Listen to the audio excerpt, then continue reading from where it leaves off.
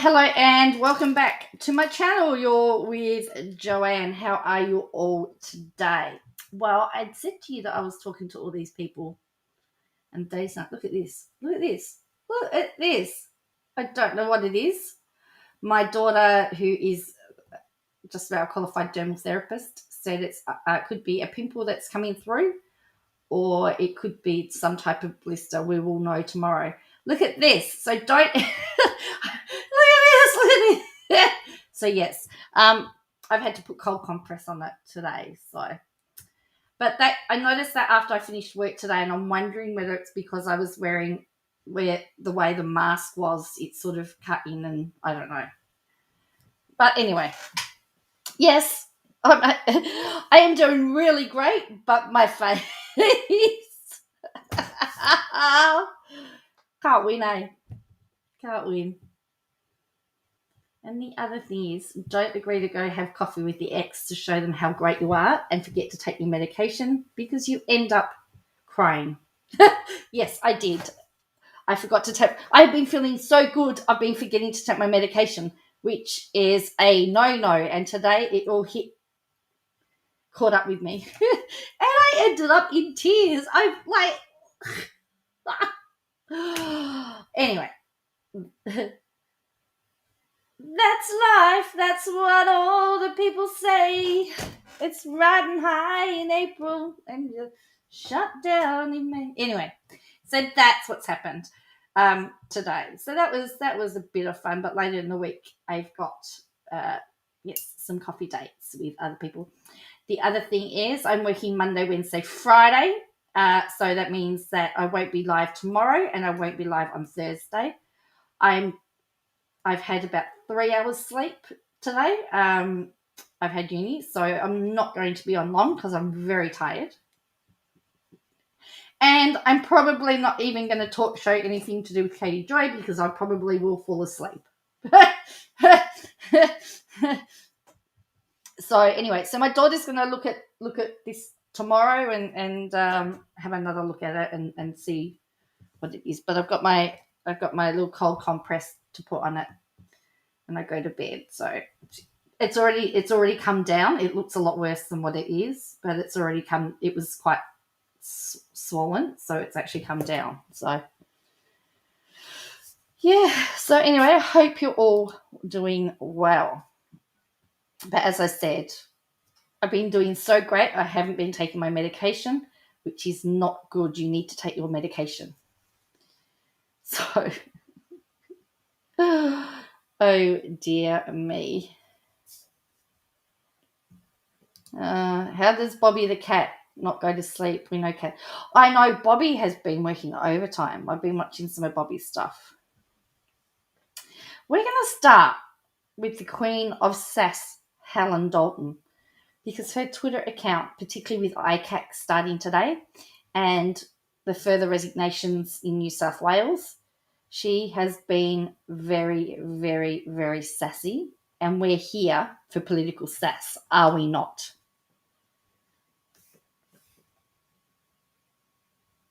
So this is the order. We're going to look at Helen Dalton, then we're going to look at day one of ICAC, and I think Gladys appeared today. We're going to look at IBAC, which is the Victorian version of ICAC. There is an update on Melissa Caddick. Her husband has done an interview. Has a very interesting has a very interesting theory on what's happened to her. So we're going to look at that, and we'll see how we go from there on. Okay, so here we go. Helen Dalton, the Queen of Sass, says, if the rate of New South Wales MP resignations continue as is, I'll have a shot at becoming Premier by November.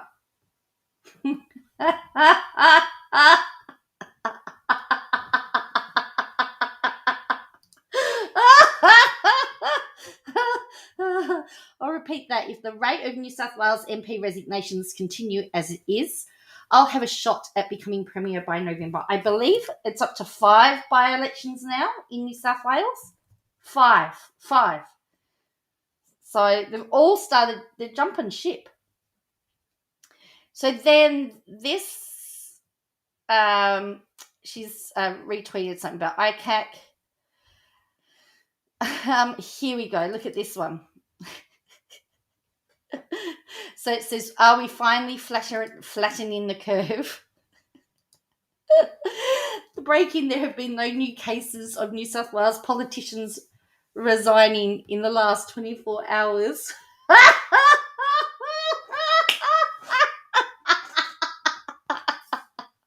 New South Wales are flattening the curve of politician resignations.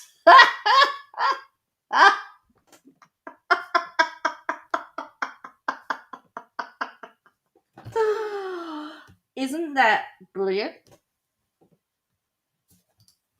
And then she said, finally,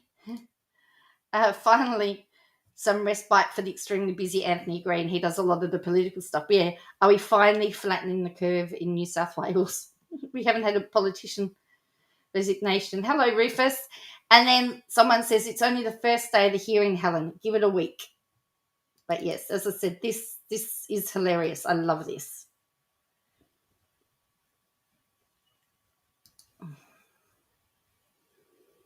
And then, despite the spike in resignations, case number of this variant in New South Wales Parliament are still extremely low. Can we have an update on how many have actually stopped drawing a wage since resigning? Oh, dear me. Then someone says, not looking good for Gladys, and we haven't finished with the first witness yet. Fast-tracking Darryl's application when general protocols would not have been adhered to, have not been adhered to, and supporting documents are wholly insufficient for approval.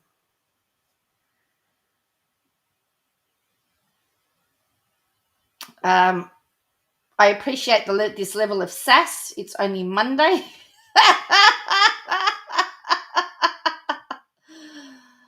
And then someone says, waiting for the Victorian numbers to keep rising because Victoria's had a couple of resignations. Not as many as New South Wales. And then someone says, ICAC hasn't even started though. Hasn't gotten started though. I dare say we'll see a fresh spike before we flatten out this particular curve. So there you go. So that's from Helen Dalton's Twitter account, which, as I said, full of sass. Full of very, very sassy. So let's have a listen. Let's have a look at what's happened to Gladys today. Where are we?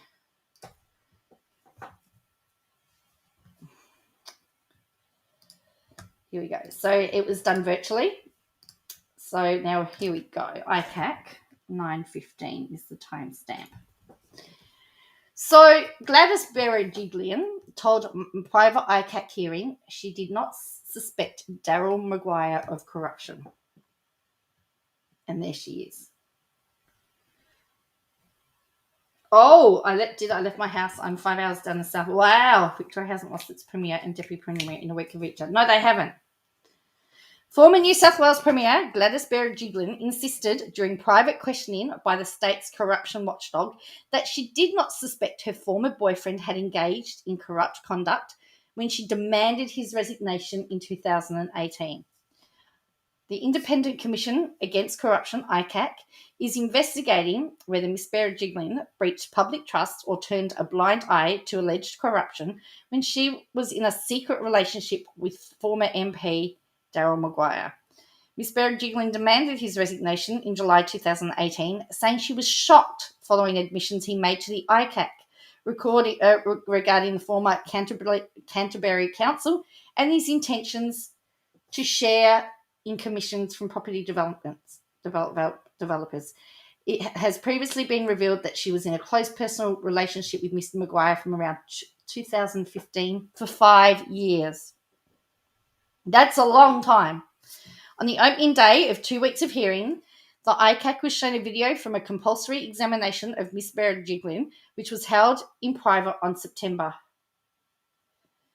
18 this year. The former Premier was asked repeatedly if she suspected her boyfriend engaged in corrupt conduct when she called for him to stand down. I didn't know. I couldn't make any assumption at that stage, Miss Berejiklian said initially, adding that Mr Maguire had professed his innocence. Counsel assisting the Commission, Scott Robertson, pressed Miss Berejiklian. I'm not asking whether you were sure. I'm asking whether at that point in time, when you asked Mr Maguire for his resignation, whether you suspected Mr Maguire had been engaged in corrupt conduct. I didn't know, Miss Berejiklian repeated. Mr Robinson persisted. I'm not asking if you knew. I'm asking whether at that point you suspected he was engaged in corrupt conduct or had been engaged in corrupt conduct. Miss Berejiklian replied, I didn't know. I was in shock. I didn't know what to think. I didn't have enough detail. I hadn't read what was happening. I can't remember what I thought at the time. When asked again if she suspected at that time he was involved in corrupt dealings, she eventually replied, no. 2 multi-million-dollar grants lie at the heart of these public hearings, one to the Australian Clay Target Association, the other to the Riverina Conservatory of Music, both in Mr Maguire's former electorate. The first witness, Michael Toohey, who was the director within the Office of Sport, who recalled first hearing about the shooting grant proposal in October 2016. He said he was asked to complete an expenditure review committee submission urgently, describing the one-day deadline was extremely unusual. I didn't understand the urgency, Mr Toohey told the Commission. Mr Toohey recalled a document he described as a purported business case, which lacked key elements. It included an economic analysis that was optimistic and a rationale proceeding didn't stack up, Mr Toohey said. The ICAC heard part of the business case was centred on increased international tourism. Mr Toohey said while a benefit-to-cost ratio was completed, its methodology was lacking. There was no design apart from an aerial drawing, no basis to be confident the estimated $6.7 million cost was correct. We didn't know how the project was going to be managed, Mr Toohey said. The risk I saw, in my professional opinion, was that the government could put all this money into something, but we had no idea whether or not it would be delivered. Mr Toohey said he didn't understand a rush to have the shooting club's grant approved by the end of 2016, and there appeared to be a political desire to have it finalised. A grant of $5.5 million was conditionally approved in mid-December, and the bureaucrat agreed that it wasn't right for everyone to be satisfied there would be a new facility for the club. There were material processes to go through before any announcement could be made, he said. Despite this, Mr Maguire publicly announced the funding in January 2017. Mr Toohey sighed as he explained his surprise at the premature media release issued by Maguire. I may have been too conservative in my view, but I thought it was a long way off being guaranteed, he said. I thought this was trying to wedge the funding being guaranteed ahead of the process, and I thought it was important to make sure the funds were protected. The ICAC is examining whether Berejiklian breached public trust in connection with the grants in circumstances where there is a conflict between her public duties and her private life due to her relationship. After he played the recording of Miss Berejiklian's evidence, Mr Robertson said an issue arose as to whether the Commission should accept her answer. He said if the ICAC did not accept it, the Commission would consider why Miss Berejiklian did not report the alleged corruption conduct to the watchdog. It was also revealed former Deputy Premier John Barilaro will be a witness, along with Miss Berejiklian's predecessor, Mike Baird. In his opening address, Mr Robertson gave a sketch of the Commission's functions and outlined various codes of conduct applicable at relevant time. He flagged evidence that he said would demonstrate that various public officials were influenced by what they understood to be the support of Miss Berejiklian for the building projects that received the grants. Mr Robertson said that they could mean the funding proposals advanced by Mr Maguire were given a level of priority they would otherwise not have received had the relationship been declared.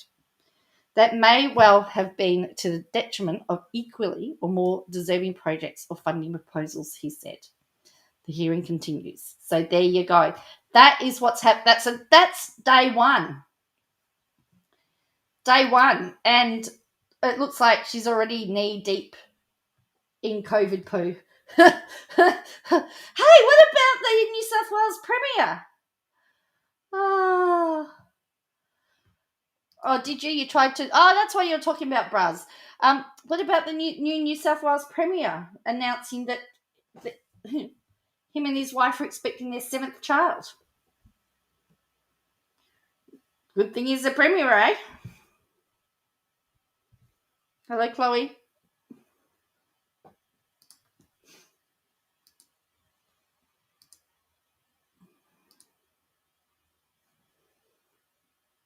Mm-hmm.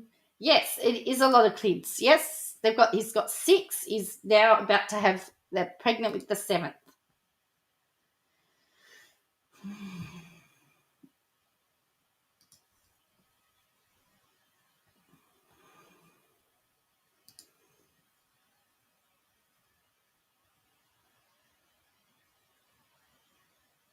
And that's right. So many people have. Well, he's I was going to say he's Catholic, isn't he? Isn't he also strict Catholic? What's the word? Oh, somebody will tell me off because I'm being, whatever. All right. So that is ICAC. So that is still continuing. So today, obviously, was the introductions of everything. So people are watching that. I'm sure lots of people will be watching. Oh, Rufus. Do you know Rufus? There is a quote that we like to quote on this channel that Katie Joy once told us, that you're worth more than your uterus.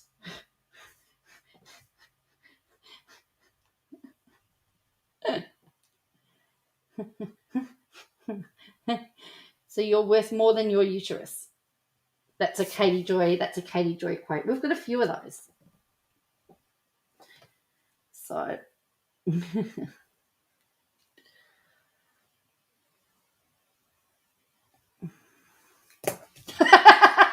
I know. Hey, Rufus, I bet you could not get through the day without knowing that little bit of information, hey? And there was another live today, but we're not going to watch it because, I'll probably fall asleep. Orthodox? Yeah, I don't think it's Orthodox. I can't think of it. So here is all right. So here is IBAC. So we've got ICAC in New South Wales, IBAC in Victoria. So Banyul Mayor admits to branch stacking, tells IBAC he spent $15,000 on party memberships. All right.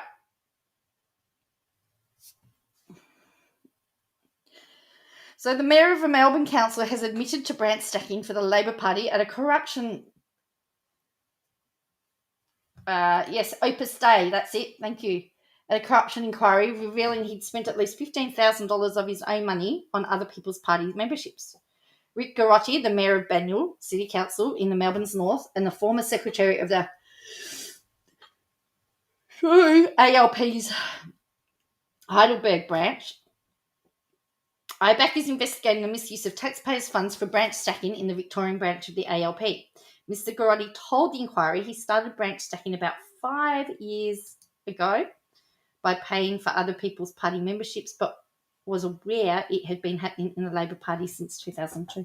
Is that last day for the Duggar plea? Isn't there supposed to be some filing dropped on Katie Joy, or is that that's the rumour going around, isn't it? So it's been part of the culture for the Labor Party in my time as a member. I think it extends to all factions. He claimed current Legislative Council President Nazis Alismaya was part of a branch stacking operation in Melbourne's North, so that's probably another one to go. My knowledge that he was in the High Street Arabic Darebin branch. It was a large branch in Cooper, the federal seat, he said. I assume he might have been covering the costs of some of those members in that branch. The ABC has sought comment from Mr. Alismar about the allegations. Former Victorian Aged Care Minister Luke Donnellan was forced to resign from Cabinet to sit at the backbench after he was accused of branch stacking last week when asked whether it was a culture or expectation within the moderate faction. that senior members would self-fund other people's party memberships. Mr. Grotti said it was thank you, Rufus. Very nice of you.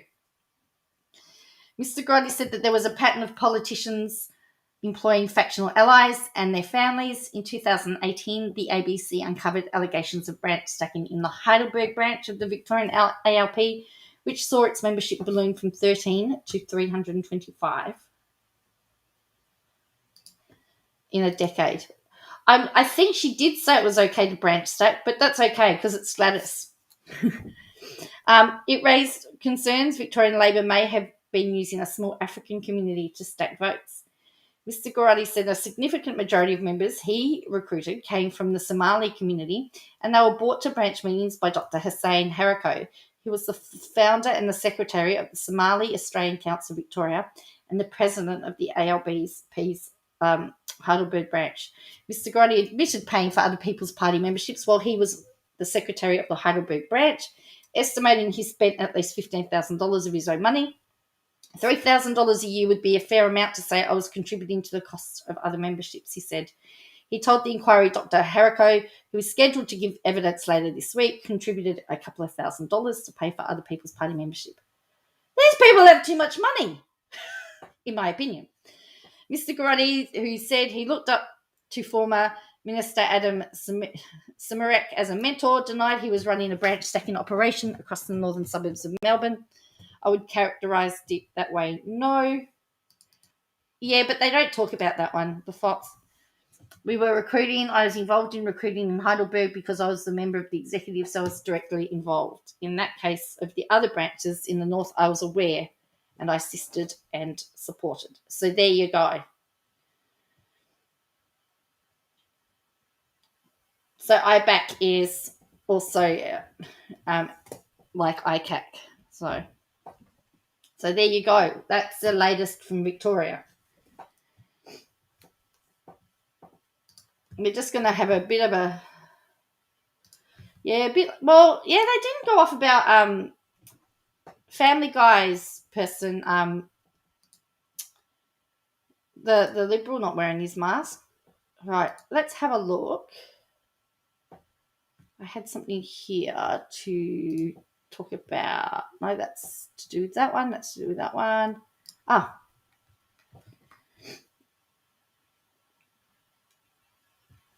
Okay, so we've been following Myanmar.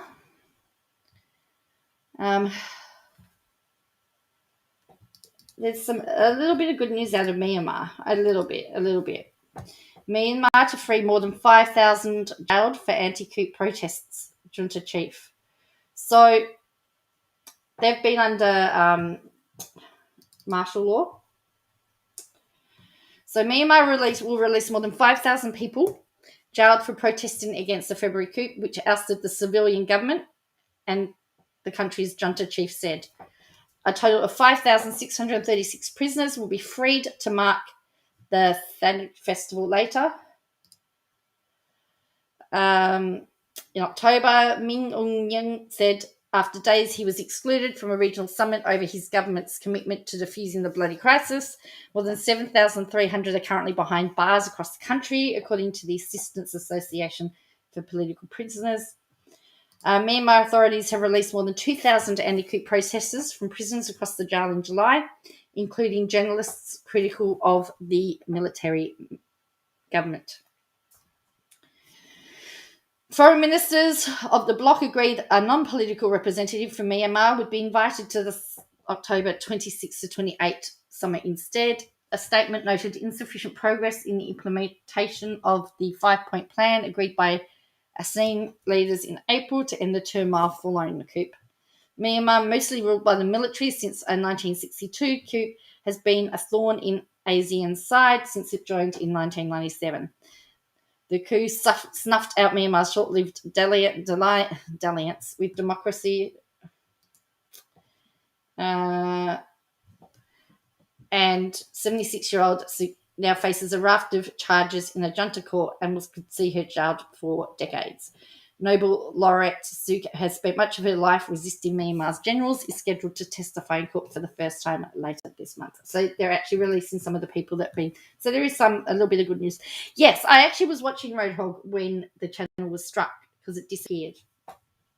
And I thought that was very, very interesting. And then he went on an appeal. I mean, I think that's really, really cheeky, in my opinion, because, you know, I thought she said she doesn't mind people talking about her. All right. Mr. Porter.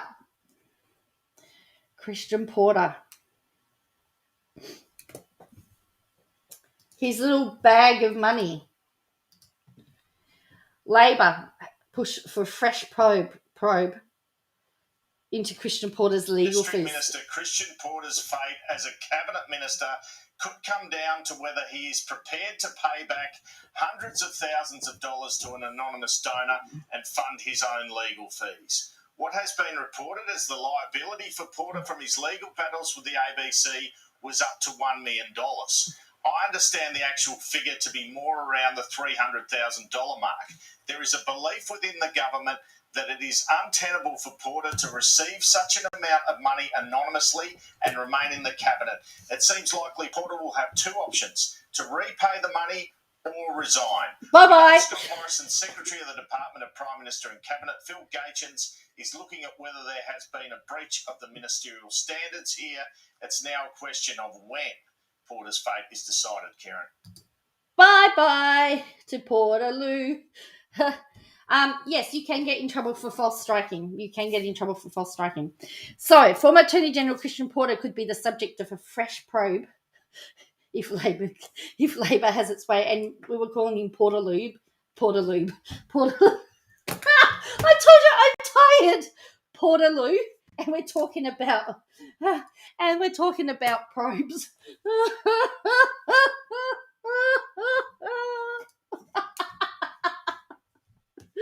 I told you I was tired. The opposition wants Mr. Porter's use of a blind trust to fund part of his legal fees for defamation action against the ABC investigated by the Parliament's Privileges Committee. Manager of Opposition Business, Tony Burke, on Monday asked for the matter to be referred to the committee so it could determine if the Pierce MP acted in contempt of Parliament. This is not a case of an MP making an honest mistake. This is not a case of carelessness. This is a deliberate and calculated attempt. Now, we've always said along the way that if we... A calculated attempt to avoid the entire purpose of the Members' Interest Registry. Portaloo. Portaloo. Anyway. This is a deliberate and calculated attempt to avoid the entire purpose of the Members' Interests Registry, Mr. Burke told Parliament on Monday. Mr. Porter has maintained he properly disclosed his interest in accordance with requirements, but in September he stood down from Cabinet, stating the issue had become an unhelpful distraction. Ultimately, I decided that if I had to make a choice between seeking to pressure the trust to break individuals' confidentiality in order to remain in cabinet, or alternatively forego my cabinet position, there is only one choice I could in all conscience make, Mr. Porter said in a lengthy statement.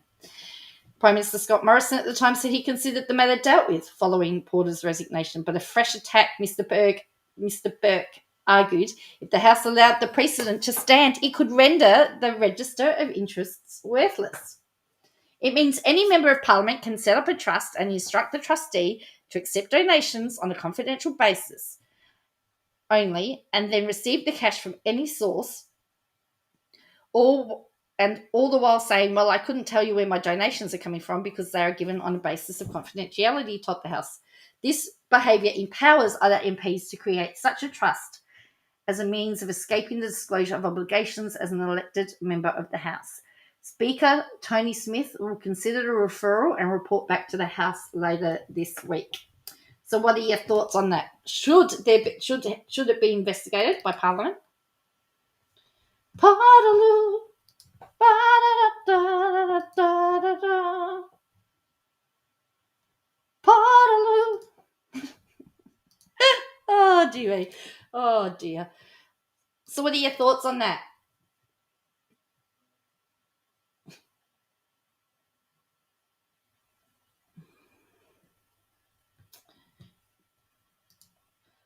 I know it's all up to the Speaker of the House, but I think it should be, in my opinion, it should be investigated.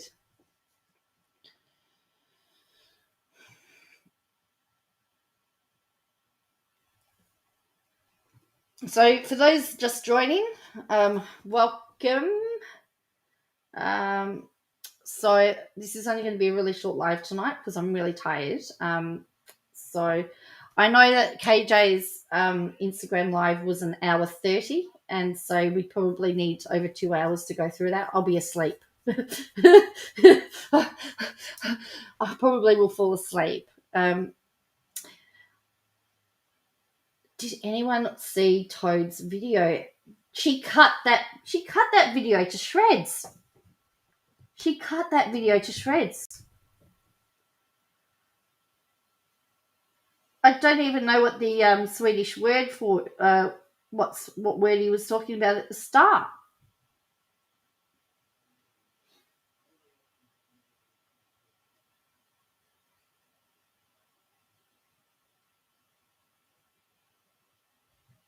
Yeah, it was. Yeah, as I said, it was cut to shreds. Oh, the editing was horrible. Says Plan to Create. Look, I'm not the best editor, but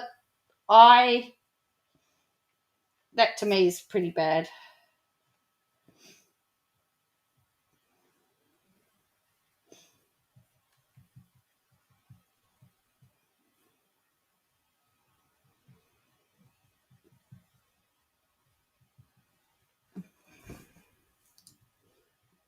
You think she's trying to sabotage him?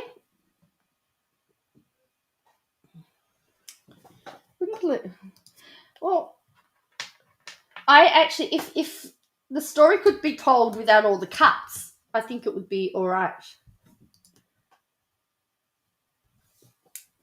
Because it was just cutting all over the place, and you'd be halfway through a word, and then the next sentence would start, and it's, well, I don't know what you're talking about, Toad.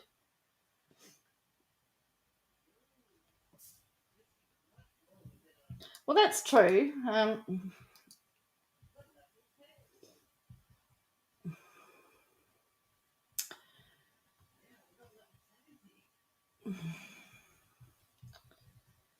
Yeah, look, it's really sad that she wants him to fail. He did actually look rather uncomfortable, didn't he? He really did look very uncomfortable. Yeah, and that weird trailing fade thing. Yes, I don't know what that was about. So anyway, talking about interesting, Melissa Caddick, her husband did a interview on one of the TV stations. She did leave in the ums and ahs. Yes, hello, Will. She left in the ums and ahs and took out the words. So Melissa Caddick's husband hits out as tough questions are asked about his wife's disappearance. So we did a few videos back, months ago, because she's still missing. So remember, she's taken a whole lot of money from people and she's disappeared, and a foot was found. So fraudster Melissa Caddick's husband, Anthony Coletti, has appeared in a disturbing yet emotional TV interview about his beloved wife's disappearance, strongly denying allegations he murdered her. Mr. Coletti spoke about the beautiful life he shared with his wife, Melissa, who he met while cutting her hair at a Sydney salon while she was still married to the father of her son, who he said now lives with them at the couple's multi-million-dollar Sydney property. Hang on a minute. Her ex-husband and husband are now living in the couple's multi-million-dollar Sydney property, which was proceeds of crime. The couple lived the high life at their exclusive $7 million cliffside home on Wollonga Drive in Dover Heights in Sydney's eastern suburbs, and had a yearly skiing trip to Aspen in Colorado. Mr. Coletti has never been named as a suspect in his wife's disappearance. They've never mentioned it, so why would he say that he didn't murder her? Miss Caddick disappeared on Thursday, November 12th. Oh, we're coming up to a year.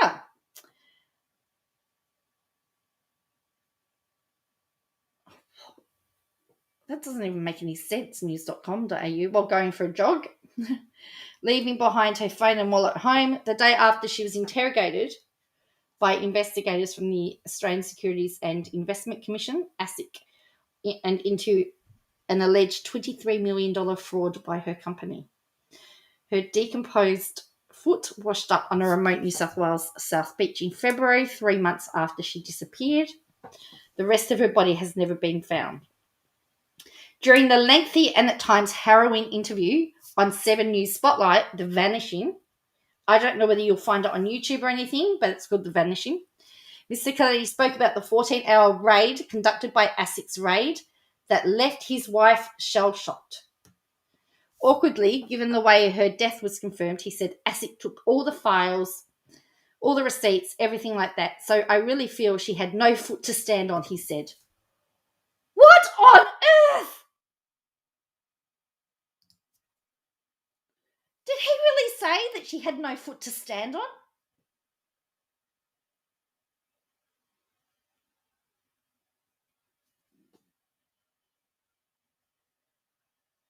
So is he blaming ASIC now?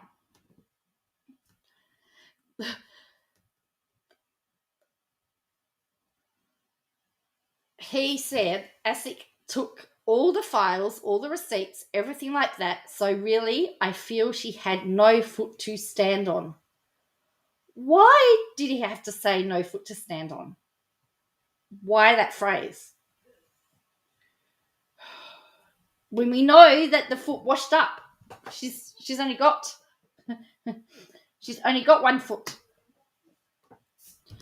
The way they interrogated her was inhumane. She wasn't given food. She wasn't given water, which she desperately needed.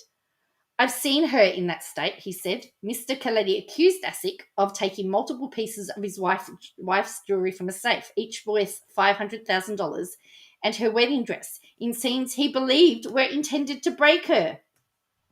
So it's ASIC's fault. Okay. During the interview, Miss Caddick's brother, Adam Grimley, alleged he had given Melissa $2 million to invest, money which has not been accounted for, along with many other family and friends.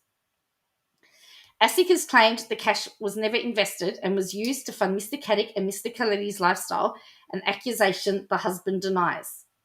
During the interview, he staunchly defended his wife from claims of fraud.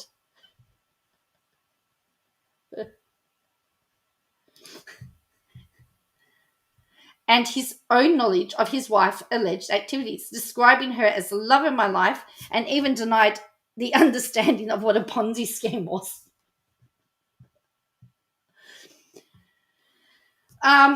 When asked what ASIC took during their raid, Mr. Coletti replied, jewelry necklaces. There were a few that were $500K each. When asked what he spoke to Melissa about after the hours-long raid, Mr. Coletti denied being angry or speaking words about it to his wife. Instead, he said she went to sleep while he created music on the computer until 4 a.m., which is something he would do regularly. So why wouldn't they talk about it?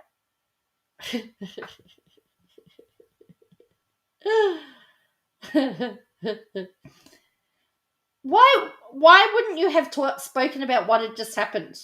If she was as shell-shocked as... Here's the thing. If she was as shell-shocked as he alleged, why did he go onto his computer all night rather than go comfort his wife?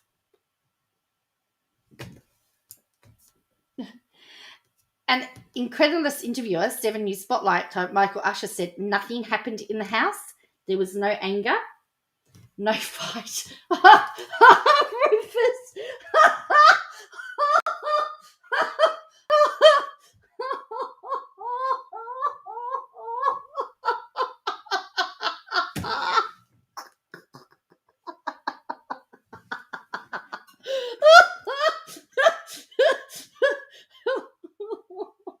That was so...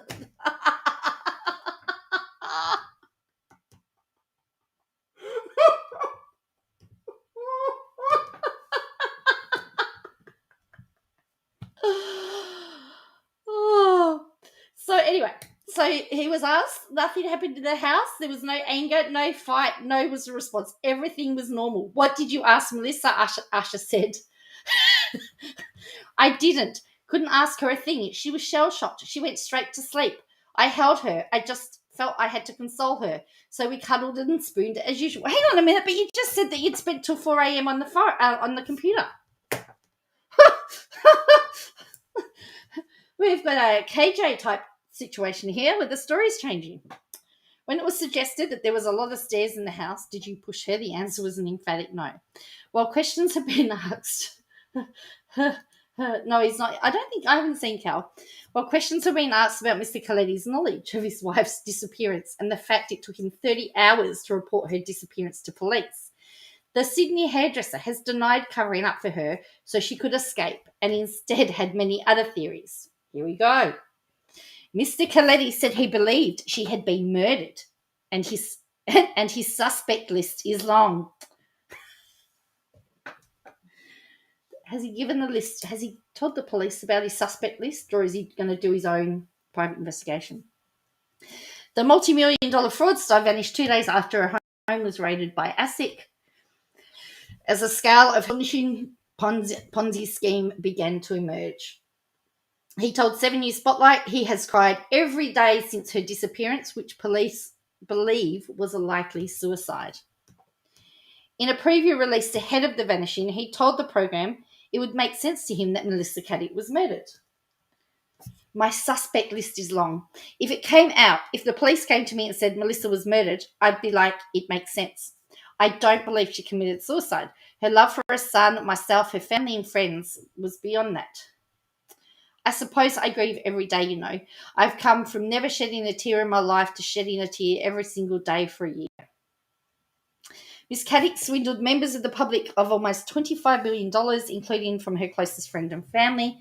She painted herself as a genius financial planner who would spin their savings into gold, but instead of investing the money, trusting victims she took the cash and spent it on herself and her luxury lifestyle.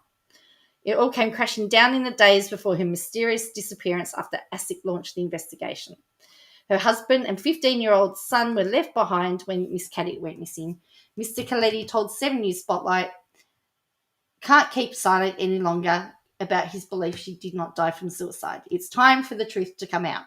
No one vanishes. I don't think it's an accident at all. Excuse me, Mr. Coletti, have you heard of Harold Holt? Because he vanished. The preview of Sunday Night Spotlight special shows journalist Michael Usher has not shielded away from asking Mr. Coletti tough questions, putting to the grieving husband, did you murder your wife? Police have never suspected Mr. Coletti of any wrongdoing, and there was no suggestion he had any knowledge or involvement in Miss Caddick's dodgy dealings. Mr. Coletti was the last person to see Miss Caddick alive and has not spoken to the media until now. He maintains he was in the dark about the missing millions and his wife's massive fraud. Usher described the interview as quite uncomfortable. Hello, Cal. Believe it or not, Mr. Coletti, is still desperately in love with Melissa. He misses her extremely. He lost his wife. Has he quite got his head around what is happening? Trying to understand Melissa Caddick's personality is confusing. There you go. So that's what we know. Her husband believes, so her husband and her ex-husband are living in the $7 million house with the husband's stepson, their ex's son. Understand that? Have you got that sorted out? How's that for confusion, hey? Oh dear. Oh.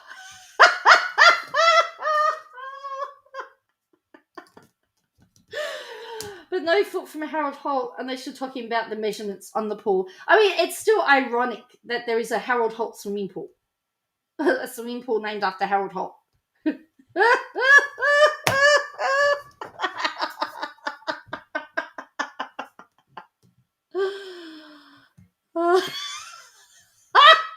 And they spend their time together complaining she wasn't as tough as the other woman.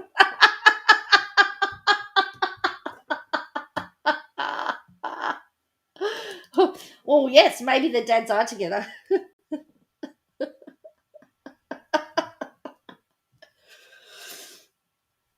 Oh boy, oh, that's funny.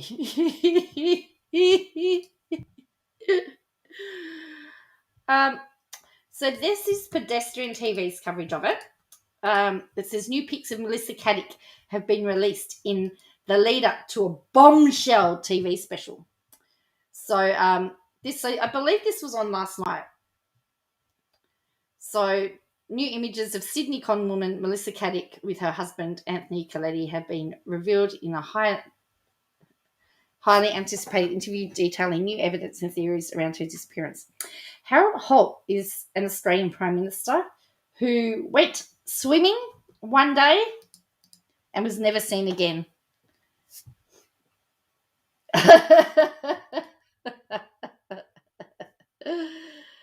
So, yes.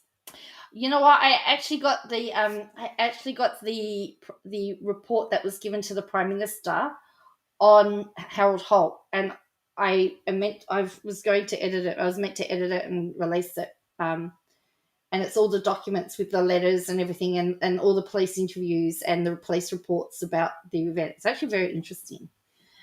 Yes, so he was the Australian Prime Minister, and he went swimming at a beach. And there was a whole lot of... He went with a group of people. There were about 5 or 6 people there. He went into the ocean.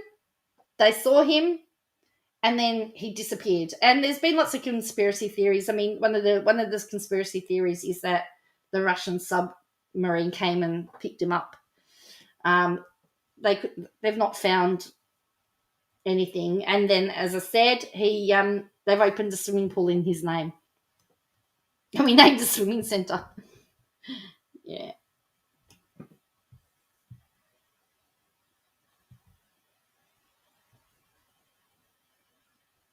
So this was the so missing. It's very ironic. It's hilariously ironic. It really is. Really is ironic. But look, when my university class finishes, I might pull up those documents, the police reports and everything, and do a whole video on Harold Holt.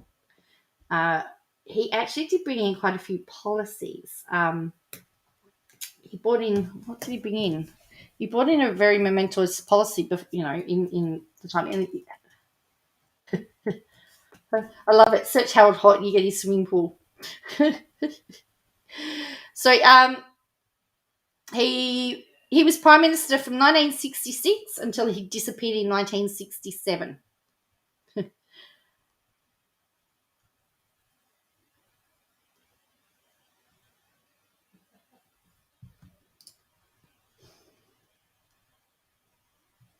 So that would be like opening a flight school. Yeah.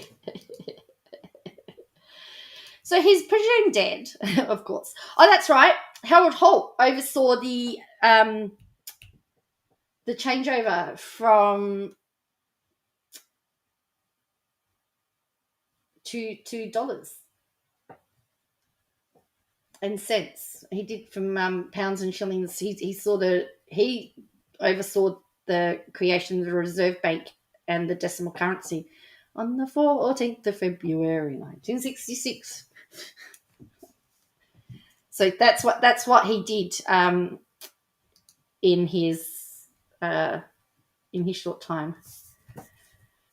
I should do straight again. Yeah. So that was in his time, and just so you can see that it does actually exist, the Harold Holt Swim Centre. Here is the Harold Holt Swim Centre.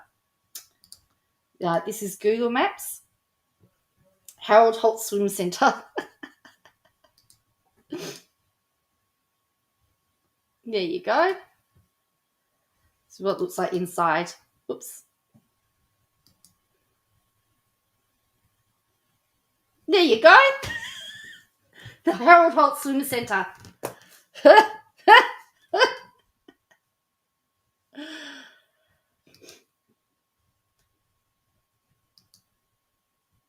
Oh, there's a gym.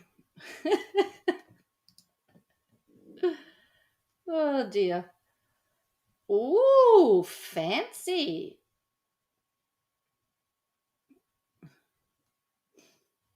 See, welcome to the Harold Holt Swim Centre.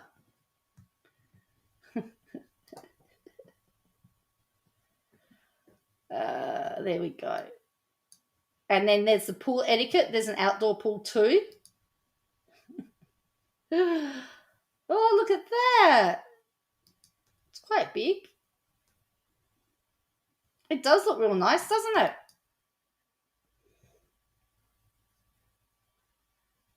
Ooh. Oh, cafeteria. You gotta have your cafeteria.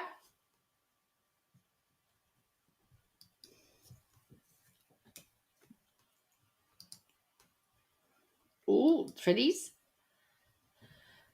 I don't know how many pictures there are. I'm just scrolling through.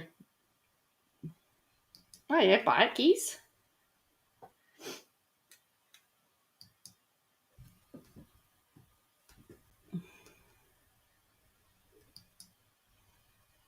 So yeah, all right. Well, I think that's it. Yeah, so that's the Harold Holt Swim Centre. As I said, it's really quite ironic that it's named after a prime minister that has allegedly drowned. So we don't know this, and this is him.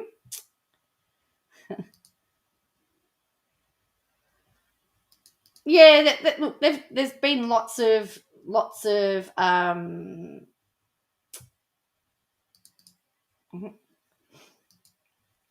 lots of conspiracy theories. So here he is. Apparently, this is Harold Holt. See, and he actually did a lot of swimming. And this was the thing. He actually did a lot of swimming and a lot of scuba diving. So he had a holiday home there. So it was not as if it wasn't, he wasn't comfortable with it. But yes, so he was presumed drowned. And US President Lyndon Johnson came and UK Prime Minister Harold Wilson came. But they've never found him. So just to give you a little bit of perspective, here's Melbourne, Australia, Melbourne, the Portsea Beach and Chevrolet Beach. That's where he was. So, but yeah, there's conspiracy theories have become so well known and almost part of the Australian folklore. Most things people talk about, when you talk about Harold Holt, someone will always mention the submarine. Yeah. But yeah, he was a very good swimmer. And there he was again.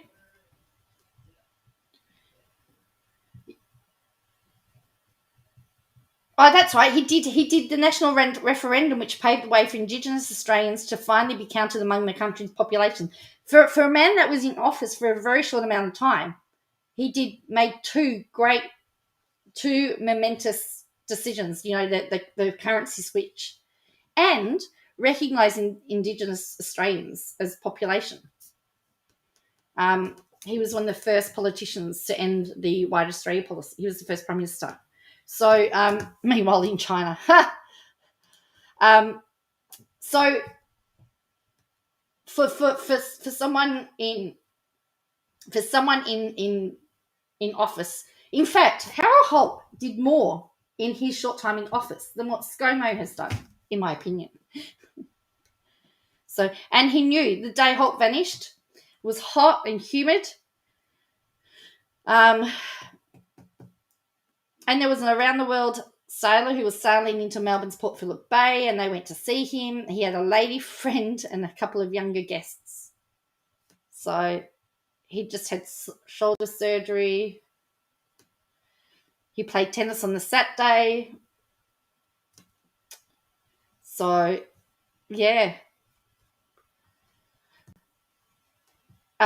Witnesses on the beach told police the tide was unusually high with a strong undercurrent. Some said it was the highest they'd ever seen. Despite that, he began to swim further from the beach into deeper water, a 1968 police report said.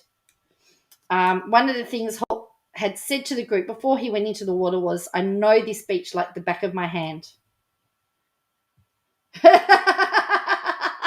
Well, that's my point, Graham. That's my point. One witness said she'd watched Mr. Holt continuously from the time he entered the surf, and she saw the water become turbulent around him very suddenly and appeared to boil, and these conditions seemed to swamp on him, the report described, and he was not seen again. So drowning, suicide, Chinese subs. Are there conspiracy theories? Yeah. They said 300 people were involved in the search. All that they had of the Prime Minister was his pile of clothes sitting on the sand at the beach. There we go. That's all they have. Clothes, spearfishing equipment was left on the beach. There you go. So it says his disappearance made Holt's death part of Australian folklore and provoked furious debate. Said there'd been wild speculation that Holt had committed suicide, distraught over an alleged fractious marriage, or worn out from his job. The police said in their 1968 report that was highly unlikely, and I actually have a copy of the report, so it's actually very interesting. So I might do a Harold Holt special. Hey, some claimed that there was some foreign power involved, that he'd been picked up by a Russian or Chinese mission and been whisked away against his will. There was even a widely scorned book titled "The Prime Minister Was a Spy" by a British journalist who alleged that Holt had been a Chinese spy and had evacuated a Chinese submarine. None of them had any evidentiary basis whatsoever. The most simple, straightforward explanation is that he just drowned, and people thought Prime Ministers can't do that. So,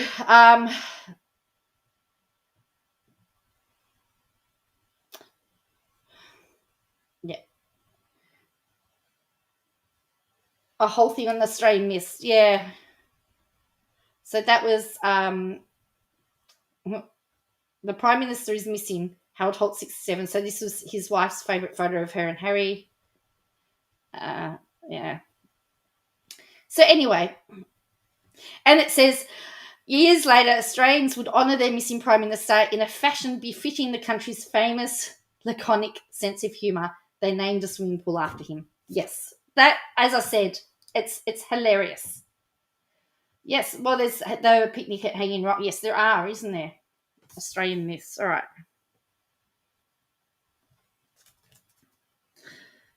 Yeah. So yeah, that's the short version of Harold Holt, the condensed version of what happened.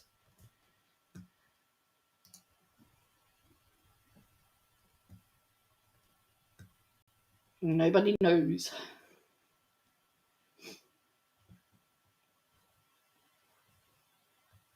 But he would go spearfishing. So as you know, he as he said, he knew it like the back of his hand. That was where he, but anyway, I'm gonna finish shortly. As I said, I just need an early. I'm tired. I've had about 3 hours sleep. I know that's my problem. All right. I didn't timestamp Harold Holt. This has just popped up in my feed. And this is going to make an interesting discussion question. China considers a law to punish parents of children who misbehave. China's parliament will consider legislation to punish parents if their young children exhibit very bad behaviour or commit crimes. In the draft of the Family Education Promotion Law, guardians will be reprimanded and ordered to go through family education guidance program if prosecutors find very bad or criminal behaviour in children under their care. There are many reasons for adolescents to misbehave, and the lack of or inappropriate family education is the major cause. The draft Family Education Promotion Law, which will be reviewed by the NPC Standing Committee session this week, also urges parents to arrange time for their children to rest, play and exercise. Beijing has exercised a more assertive parental hand this year from tackling the addition of youngsters to online games deemed a form of spiritual opium to clamping down on blind worship of internet celebrities. In recent months, the Education Ministry has limited gaming hours for minors, allowing them to play online games for 1 hour on a Friday, Saturday, and Sunday only. What are you thinking about this at the moment? It has also cut back on homework and banned after-school tutoring for major subjects during the weekend and holidays, concerned about the heavy academic burden on overwhelmed children. At the same time, China is urging young Chinese men to be less feminine and more manly. In its document titled Proposal to Prevent the Feminism of Male Adolescence, issued in December, the Education Ministry urged schools to promote on-campus sports such as soccer. So what do you think about that? Should parents or guardians be held responsible for their children's behaviour? It would definitely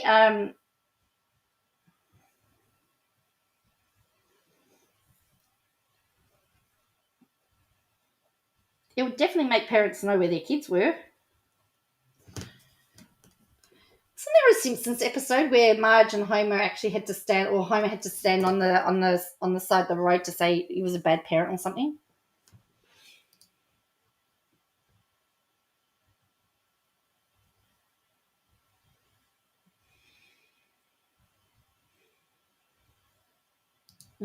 So anyway, and what about cutting back on homework and only banning online gaming for 1 hour on a Friday, Saturday, Sunday?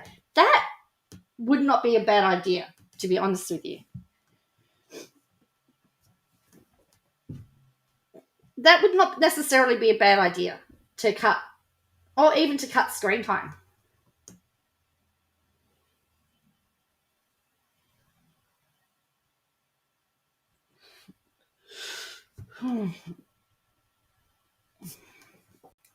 So,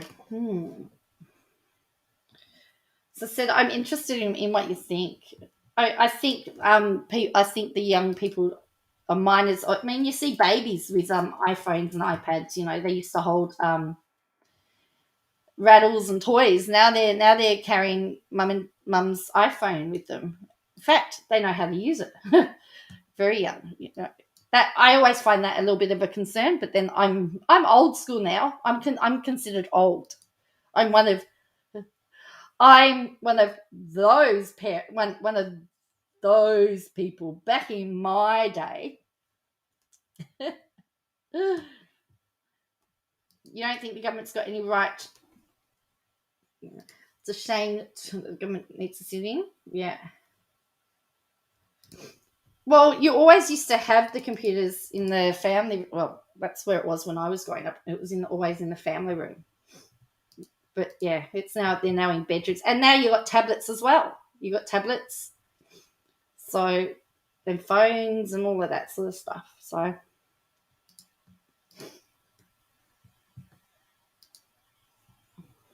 Alrighty, so I'm just gonna add timestamps to these videos, and then you can come back and watch what did I. So it's been a Katie Joy free day sort of, and I like that because I think there's going to be some issues over the next couple of days we're going to have to cover regarding Katie Joy, and I think having this free day might be good for us. So. I know that there's lots to talk about. I know that she, as I said, she flagged Road Hogs live, and he got kicked off this, and then he appealed it. I know of all of that. But talking about KJ, her son charged didn't her son charge $1,000 from iTunes or Apple or store or something?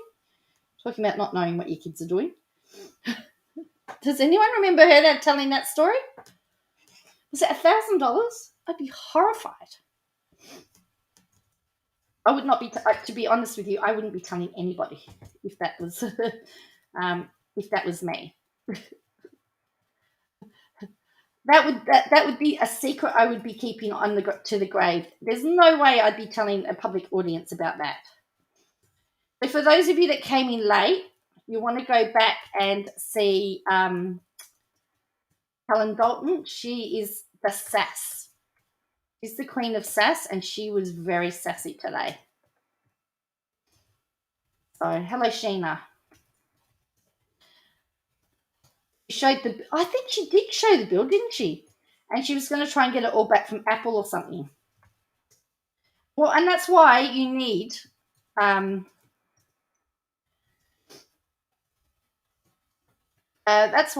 have passcodes and everything on it. Or what I did with my son was it was linked. So if whatever he downloaded, I got a copy of it. And I knew exactly what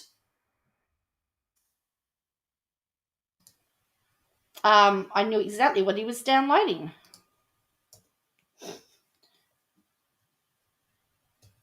Really?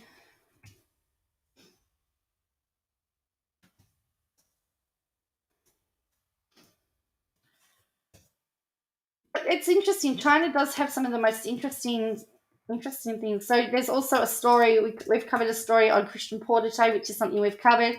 We also covered Melissa Caddick as well, because her husband did his first interview. So he believes she was murdered. So, which I find to be... Then we got talking about Harold Holt, somewhere along there, which I didn't timestamp. And then we finished up with talking about China bringing in rules where the parents may have to do classes or courses or be disciplined for their child's naughty behaviour.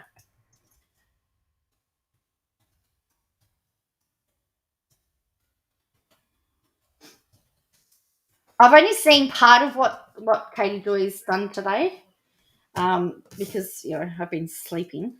When I was sleeping, I had university as well. I've got university tomorrow as well. So they did actually ring me up and ask me if I would work tomorrow, and I still got 5 hours of university. I don't think I could do 5 hours of work starting at 3:30 in the morning and then be at university to 5 o'clock in the afternoon. I think that's just a little bit too much. So I said no, thank you. Thanks, but no thanks. Oh dear. All right, so on that note, I'm going to love you and all leave you all. So thank you all for joining me. So I won't be on live tomorrow. I may do a couple of uploads. I'll be on live Wednesday night because I work on Wednesday. So, yeah, and then hope everything will have... There's stuff in... There's rumours going around that there's a lot going to happen because Josh Duggar is supposed to, he's got his last day of his plea before his plea bargain runs out. There's also something in the works about the lawsuits being filed on the 18th. So there's a lot of stuff there's lots of whispers and everything, and hopefully my daughter tomorrow can work out what this is on my chin and we can get it fixed before I have to go on my coffee dates. And the most important lesson is always take your medication. So that's your lesson for the day. So I want to thank you all for joining me, and as again, I'll catch you again later. There'll be a couple of uploads probably at some stage. But yes, so thank you.